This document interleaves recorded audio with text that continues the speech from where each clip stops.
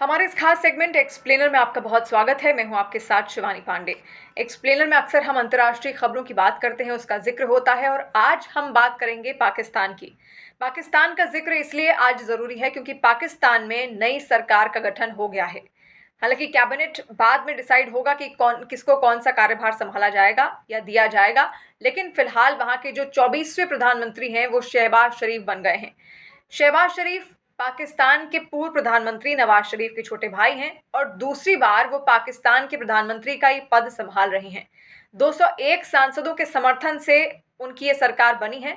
इसके अलावा आज ही उन्होंने शपथ ली और उस दौरान उनके बड़े भाई नवाज शरीफ भी वहां पर मौजूद थे और उनकी भतीजी मरियम नवाज भी उस दौरान वहां पर मौजूद थी, जो कि पंजाब की नई मुख्यमंत्री बनाई गई हैं और उन्होंने भी इतिहास रचा है।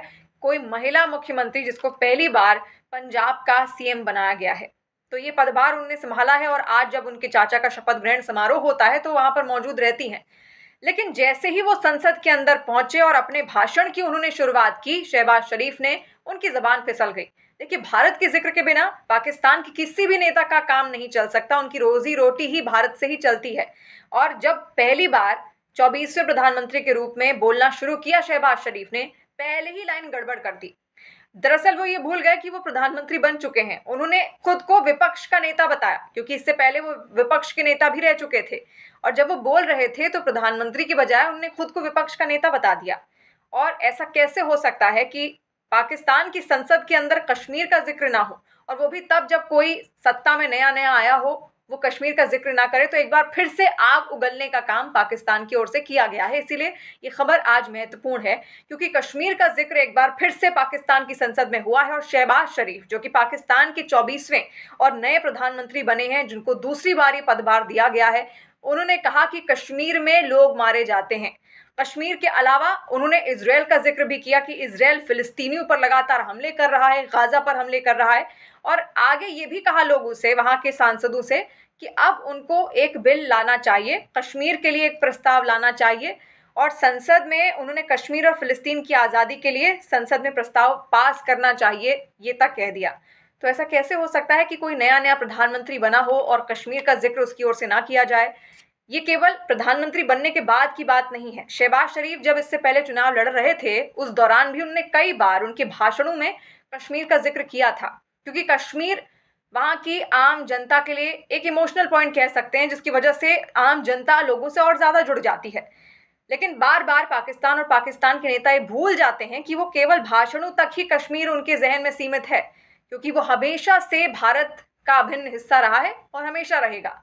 तो कश्मीर केवल वहां के कागजों तक सीमित है, वो कभी भी उनका हो नहीं सकता, ये एक सपना है। लेकिन इसके जरिए, कश्मीर का जिक्र करने के जरिए, वोटों को बटोरा जा सकता है। ये वहां के राजनेता बहुत अच्छे से समझते हैं और शहबाज शरीफ ने भी इसका बखूबी इस्तेमाल किया। और यही वजह रही कि भाषण जब उन्होंने दिया, 1 घंटा 24 मिनट का उनका पूरा भाषण था। शुरुआत में पहले पीएम की जगह खुद को विपक्ष का नेता बता देते हैं और उसके बाद कश्मीर का जिक्र करते हैं। और कश्मीर के जिक्र करने से वो लोगों से भावनात्मक तौर पर जुड़ना चाह रहे थे, पाकिस्तान की आवाम से। लेकिन उनको पहले ये सोचना चाहिए कि वहां की जो स्थिति है, वहां की जो अर्थव्यवस्था है, उसको सुधार लें। क्योंकि आज ही ये भी खबर सामने आई कि चीन की कई सारी कंपनियां जो वहां पर बिजली उत्पादन के क्षेत्र में काम कर रही थी, उन्होंने अपनी फैक्ट्रियां बटोर ली हैं और वापस वो चीन जा रही हैं। नुकसान उनको काफी ज्यादा हो गया है। कर्जा अब पाकिस्तान पर बहुत ज्यादा है चीन का। तो ऐसे में अब उसकी अर्थव्यवस्था लुढ़कती तो जा रही है और उसका सीधा असर उसके दोस्त चीन पर भी पड़ रहा है। तो आने वाले वक्त में चीन साथ छोड़ सकता है, ऐसा भी हो सकता है।